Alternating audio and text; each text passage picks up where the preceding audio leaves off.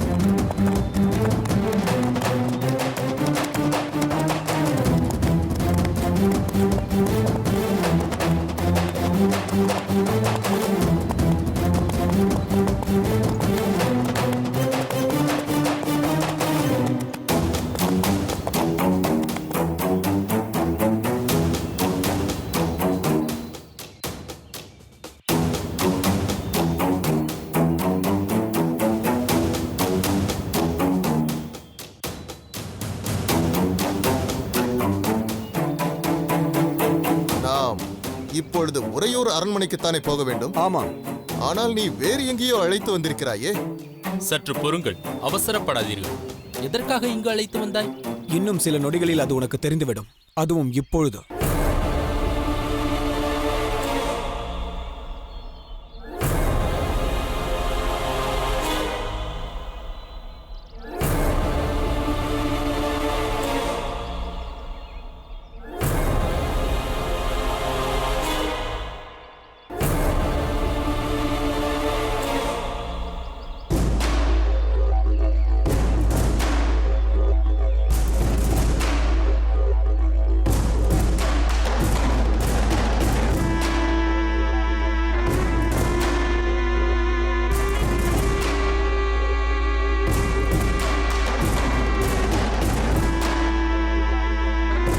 நாகப்பா,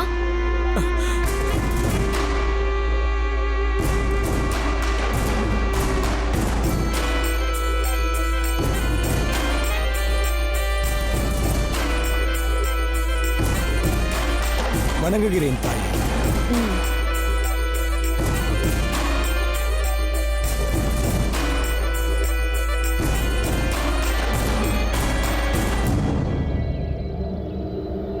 பலே, நான் சொன்ன காரியத்தை வெற்றிகரமாக சாதித்து விட்டாய் நாகப்பா.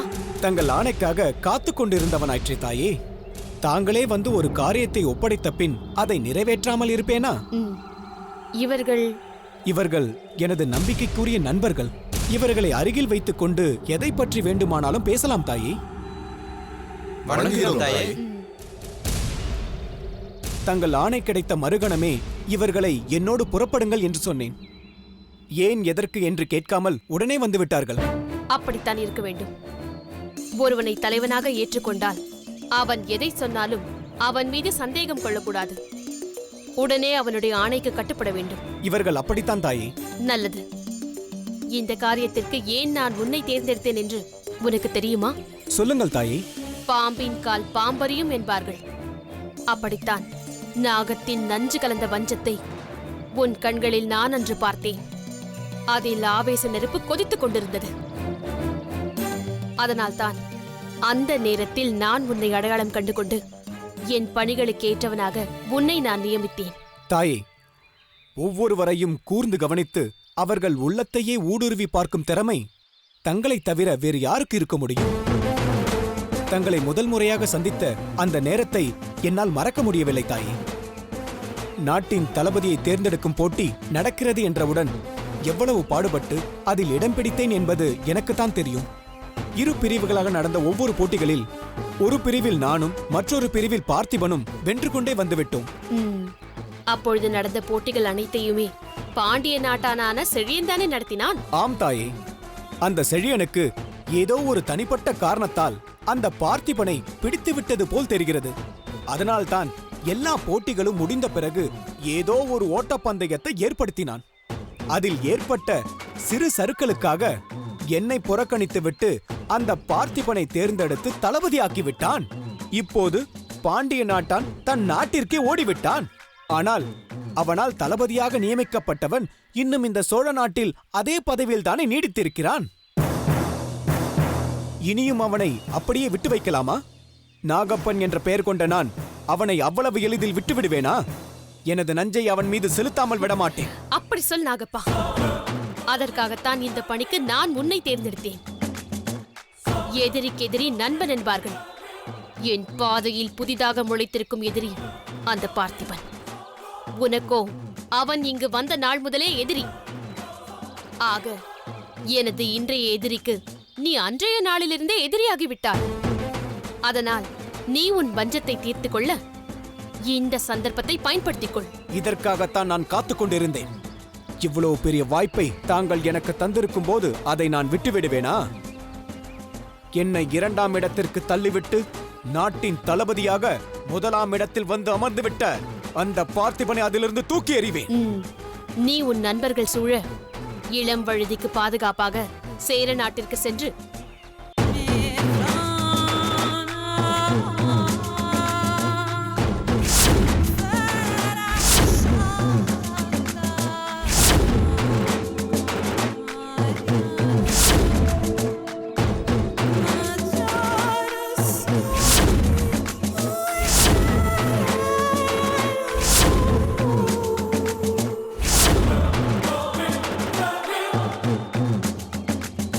என்ன? நான் சொல்வது உனக்கு புரிந்ததா? ஆகட்டும் தாயே, தங்கள் ஆணைப்படியே நடந்து கொள்கிறேன். இதன்படி நீ செய்துவிட்டால் அந்த பார்த்திபனை என் அண்ணன் சோழ நாட்டின் மாமன்னர் கரிகால் வளவரே அவனை தூக்கி எறிந்து விடுவார். அவனை இந்த சோழ நாட்டை விட்டே விரட்டி அடிப்பார். அது போதும் தாயே, அது போதும். போதாது நாகப்பா, போதாது. என்ன தாயே கூறுகிறீர்கள்? பார்த்திபனை இங்கிருந்து விரட்டினால் மட்டும் போதாது. வேறென்ன தாயே? அந்த பதவியில் நீ வந்து அமர வேண்டும். தாயே, அது நடக்குமா? நான் மங்கம்மா. நான் சொன்னால் எதுவும் நடக்கும். குறிப்பிட்ட நேரத்திற்குள் உறையூர் அரண்மனைக்கு சென்று இளம் வழுதியுடன் இணைந்து கொள்ளுங்கள். எச்சரிக்கையாக இருக்க வேண்டும். ஆகட்டும் தாயே, நாங்கள் வருகிறோம். விடை கொடுங்கள் தாயே. வெற்றியோடு வாருங்கள்.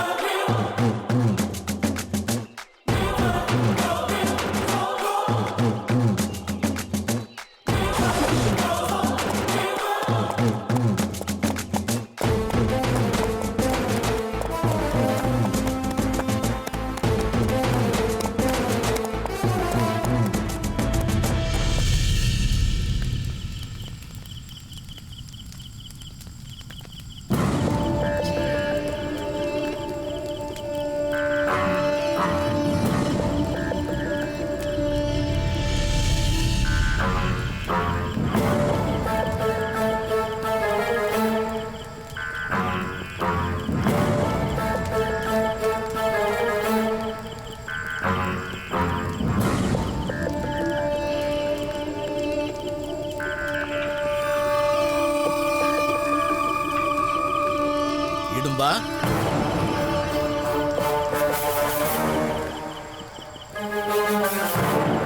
என்னப்பா, நீங்கள் மட்டும் தனியாக வந்திருக்கிறீர்கள்? நான் உங்களிடம் என்ன சொன்னேன்? அம்மாவிடம் நான் பேச வேண்டும், அவர்களை அழைத்து வாருங்கள் என்று தானே சொன்னேன். இப்போது நீங்கள் மட்டும் தனியாக வந்திருக்கிறீர்கள். அம்மாவை அழைத்துக் கொண்டு வரவில்லையா? உனக்கு என்ன ஏது என்று தகவல் தர வேண்டாமா?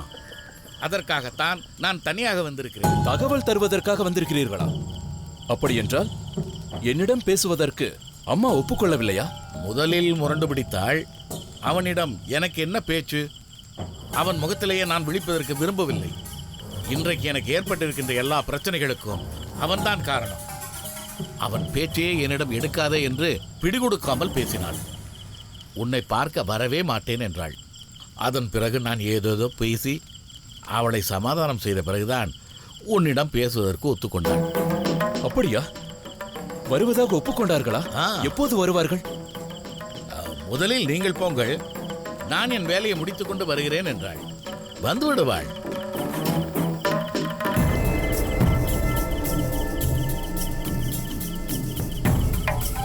இதோ அவளை வந்து விட்டாளே.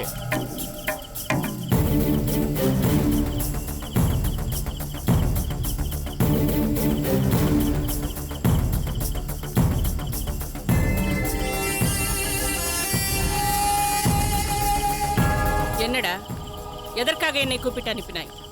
ஏன் நான் உங்களை கூப்பிட்டு அனுப்பக்கூடாதா? இங்கே பார், இந்த வெட்டி பேச்செல்லாம் வேண்டாம். எனக்கு நிறைய வேலைகள் இருக்கிறது. நான் போக வேண்டும். பெற்ற மகன் நான்.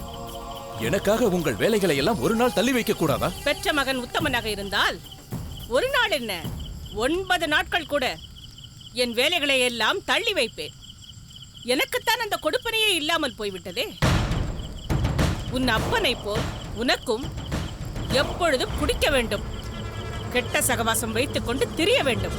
வாழ்க்கையில் வேறென்ன வேண்டும் உனக்கு? அம்மா, நீங்கள் நினைப்பது போலெல்லாம் எதுவும் இல்லை. நானும் வாழ்க்கையில் குடும்பம், குழந்தை என்று ஒரு நிலையான இடத்தை பெற வேண்டும் என்றுதான் ஆசைப்படுகின்றேன். அடடே, பரவாயில்லையே. நீயும் உன் பொறுப்பை உணர்ந்து உயர்வான ஒரு வாழ்வை வாழ வேண்டும் என்று எண்ணுகிறாயே. இதை கேட்பதற்கு எனக்கு மிகவும் சந்தோஷமாகத்தான் இருக்கிறது. அட, என்ன இருளாயி, நம்ம மகன் இடும்பனை பற்றி நீ என்ன நினைத்துக் கொண்டிருக்கின்றாய்? இப்பொழுதெல்லாம் அவன் மிகவும் மாறிவிட்டான். பொறுப்புள்ளவனாக நடந்து கொள்கிறான். முதலில் உங்கள் வாயை மூடுகிறீர்களா? அவன் இப்படி கெட்டு குட்டிச்சுவரானதற்கு நீங்கள் தான் காரணம். என்னதான் ஒரு அம்மா தன் மகனை கண்டித்து வளர்த்தாலும் அப்பன் சரியில்லை என்றால் மகன் விளங்க மாட்டான் என்பதற்கு உதாரணமே தாங்கள் தான். இடும்பா, எப்பொழுது நீ உன் பொறுப்பை உணர்ந்து கொள்கிறாயோ அப்பொழுதுதான் உன் மீது எனக்கு நம்பிக்கை வரும். அம்மா, நான் என்னுடைய தவறை உணர்ந்து விட்டேன். நீங்கள் சிறு வயதிலிருந்தே என்னை எதற்காகவும் வெறுத்ததில்லை, என்னிடம் பேசாமல் இருந்ததும் இல்லை. அப்படிப்பட்ட நீங்கள் என் செய்கையால் கோபமடைந்தீர்கள். அது நான் செய்த தவறால் தானே. உங்களுடைய நம்பிக்கையை தகர்த்தவன் நான் தானே. அம்மா, என்னை மன்னித்து இடும்பா, விடுங்கள். என்ன இது? நான் உன்னை வெறுப்பேனா? என் மகனை வெறுக்க என்னால் முடியுமா? இங்கே பாரிடும்பா, நம்மால் ஒரு பெண்ணிற்கு தீங்கு நேர்ந்தால் அந்த பழி நமக்கு தானே. ஆமாம் இருளாயி, அவனுக்கு ஒரு திருமணத்தை நடத்திவிட்டால் எல்லாம் சரியாகி விடுமே. அவ்வளவுதானே. நம் சாதி சனத்திலேயே ஒரு நல்ல பெண்ணாக பார்த்து இவனுக்கு நானே திருமணத்தை நடத்தி வைக்கிறேன். அம்மா, நான் திருமணம் செய்து கொள்ளும் அளவிற்கு தகுதி வாய்ந்த பெண்கள் நம்முடைய குலத்தில் யாருமே கிடையாது. அப்படி என்றால் உனக்கு அரச குடும்பத்தில் இருந்துதான் பெண் எடுக்க வேண்டும் என்று சொல். இப்போது உனக்கென்று எந்த நாட்டு இளவரசி வருவாள்? வருவாள், நிச்சயம் வருவாள்.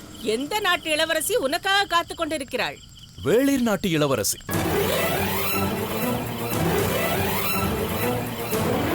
இடும்பா, நீ என்ன சொல்கிறாய்?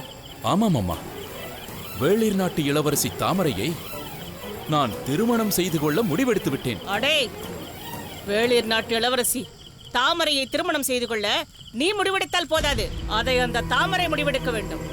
அவள் யாரம்மா முடிவு செய்வதற்கு? அவள் நம்முடைய அடிமைதானே. முறைப்படி அவளை திருமணம் செய்து கொண்டு சட்டப்படி மனைவியாக்கிக் கொள்கிறேன் என்றுதானே சொல்கின்றேன். ஏனடா, உன் தராதரம் என்னவென்று உனக்கு தெரியாதா? உன்னை பற்றி நீ என்ன நினைத்துக் கொண்டிருக்கிறாய்? யாருக்கு யாரை ஒப்பிட்டு பேசுகிறாய்?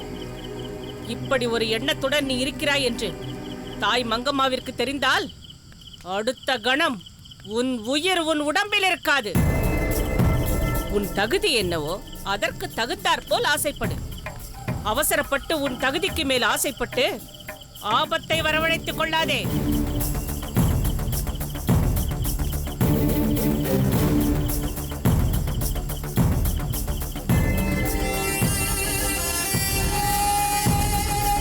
இடும்பா, நீ கவலைப்படாதே. உன் அம்மாவின் குணம் உனக்கு தெரியாதா என்ன? அவளிடம் பேசும் விதத்தில் தான் பேச வேண்டும். அப்பா, நான் ஏற்கனவே எரிந்து கொண்டிருக்கிறேன். அதில் நீங்கள் எண்ணெயை ஊற்றாதீர்கள். தயவு செய்து இங்கிருந்து போய்விடுங்க. போங்கள் என்று கூறினேன். சரி.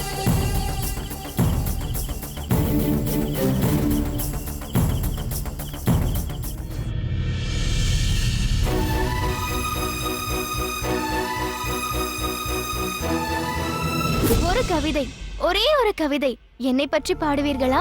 மலர்பளவும் கொடியொன்றில் மலர்ந்திடல் என்பது இயல்பான நிகழ்வே ஆகும். நிலவுமம் மலர்களை தாங்கியே நின்றிடல் கொடிக்கிடங்கு எளிதே ஆகும். மலர் இரண்டு என்றாலும் கொடி அதனை தாங்காமல் ஒடிந்ததை பார்த்ததுண்டோ? மலர்கொடி, என் மனம் கவர்ந்திட்ட இளம்கொடியை பார்த்தவர் உணர்வாரே.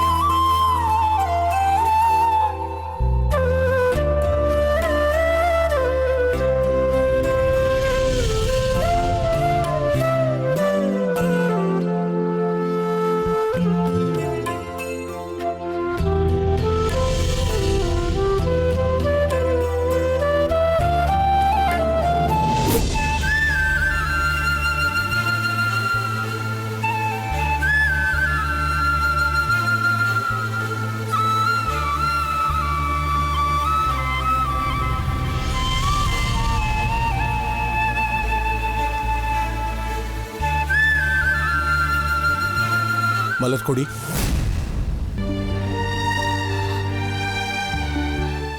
வாருங்கள் மாமா, வாருங்கள் அத்தை. என்னம்மா மலர்கொடி, இளம்பழுதி ஊரில் இல்லாதது வெறுமையாக இருக்கின்றதா? பிரபு, என்ன கேள்வி இது? பிள்ளையை பிரிந்த நமக்கே இந்த அளவிற்கு துயரம் இருக்கின்றது என்றால் கணவனை பிரிந்திருக்கும் மலர்கொடிக்கு அந்த தனிமை துயரம் இருக்காதா? என்ன மலர்கொடி, நான் சொல்வது உண்மைதானே? அப்படியெல்லாம் இல்லை அத்தை. நான் எங்கே தனிமையில் இருக்கிறேன்? நீங்கள் எல்லாம் என்னுடன் இருக்கின்றீர்களே. நாங்கள் எத்தனை பேர் உன் அருகே இருந்தாலும் நாங்கள் எல்லோரும் விழுதுகள் மாதிரிதானே. ஆமாம் மலர்கொடி, ஒரு கணவனுக்கு மனைவியும் மனைவிக்கு கணவனும் ஆணிவேர் உறவு போல இருக்க வேண்டும். அந்த தம்பதியரை சுற்றி ஆலம் விழுதுகள் போல 1000 உறவு விழுதுகள் இருந்தாலும் ஆணிவேர் போல் வருமா? இந்த வயதில் கணவனை பிரிந்து இருப்பது துயரமானது தானே. இல்லை அத்தையாரே, அப்படியெல்லாம் எதுவும் இல்லை. ஒரு நல்ல காரியம் நடக்க வேண்டும் என்பதற்காகத்தானே அவர் சென்றிருக்கிறார். மாமாவும் அவரை சேர நாட்டிற்கு அனுப்பி வைத்திருக்கிறார். அந்த நல்ல காரியம் வெற்றி பெற வேண்டும் என்பதற்காக இந்த தற்காலிக சிறிய பிரிவை கூட என்னால் தாங்கிக் கொள்ள முடியாதா என்ன? மலர்கொடியை உன்னுடன் அழைத்துச் செல் என்று நான் இளமழுதியிடம் கூறினேன். அவன்தான் நல்லெண்ண விஜயமாக செல்லும் இந்த நேரத்தில் வேண்டாம் என்று மறுத்துவிட்டான். தேவி, எனக்கு ஒரு எண்ணம் தோன்றுகிறது. சொல்லுங்கள் பிரபு. மலர்கொடியை நாம் சோழ நாட்டிற்கு அனுப்பலாமே. திருமணம் முடிந்து இங்கு வந்ததிலிருந்து மலர்கொடி தன் தாய் வீட்டிற்கு திரும்பிச் செல்லவே இல்லை. இப்பொழுது மலர்கொடி சோழ நாட்டிற்கு சென்று தன் தாய் தந்தையுடன் தங்கி இருக்கட்டும். சேர நாட்டு நல்லெண்ண விஜயத்தை முடித்து இளம்வழுதி இங்கு வரும்பொழுது சோழ நாட்டிற்கு சென்று மலர்கொடியை இங்கு அழைத்து வரட்டுமே. மிகவும் நல்ல யோசனை பிரபு. இப்பொழுது சோழ நாடு செல்வது மலர்கொடிக்கும் ஒரு மாற்றமாக இருக்கும். மலர்கொடி வருவது அறிந்தால் மாமன்னர் கரிகாலரும் மகாராணி வானவன்மா தேவியும் மிகவும் மகிழ்ச்சி அடைவார்கள். உண்மைதான் தேவி. பிரிந்து நீண்ட நாட்கள் ஆகிவிட்டதால் அவர்களுக்கும் தங்கள் மகளை பார்க்க வேண்டும் என்ற எண்ணம் இருக்கும். மலர்கொடிக்கும் அந்த எண்ணம் இருக்குமே. என்ன, நான் வேறு எண்ணத்தில் இருந்தேன். மலர்கொடி தாய்மை அடைந்து அந்த விசேஷம் நடக்கும் சமயத்தில்தான் நான் சோழ நாட்டிற்கு அனுப்ப வேண்டும் என்று நினைத்திருந்தேன். அதற்கு முன்பே இப்படி ஒரு தருணம் வந்துவிட்டது. அதனால் என்ன தேவி, எல்லா தருணமும் நல்ல தருணம்தான். என்ன மலர்கொடி, சோழ நாட்டிற்கு போவதற்கு உனக்கு விருப்பம்தானே? இல்லை மாமா, சேர சோழ பாண்டிய 3 நாடுகளுக்கு இடையே இப்பொழுது நிலவும் இந்த அரசியல் சூழ்நிலையில் எனக்கு சோழ நாட்டிற்கு செல்ல விருப்பம் இல்லை. சேர நாட்டு நல்லெண்ண விஜயத்தை அவர் நல்லபடியாக முடித்து வந்த பின் சுமூகமான சூழ்நிலையில் அவர், நீங்கள், அத்தை, நான் அனைவருமே ஒன்றாக சோழ நாட்டிற்கு சென்று என் தாய் தந்தையரை சந்தித்துவிட்டு வரலாம். இப்பொழுது வேண்டாமே. சரிம்மா, இப்பொழுது சோழ நாட்டிற்கு செல்ல உனக்கு விருப்பமில்லை என்றால் நாங்களும் உன்னை கட்டாயப்படுத்தவில்லை. உன் விருப்பப்படியே சுமூகமான சூழ்நிலையில் நாம் எல்லோரும் சோழ நாட்டிற்கு செல்வோம்.